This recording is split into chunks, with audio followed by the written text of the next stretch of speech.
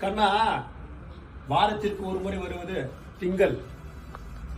பெண்கள் என்பது நமது கண்கள். இன்று நாம் அனைவரும் கொண்டாடுவது Pongal. Already I am single. எனக்கு லைக் போடுவது நீங்கள். இது எப்படி இருக்க?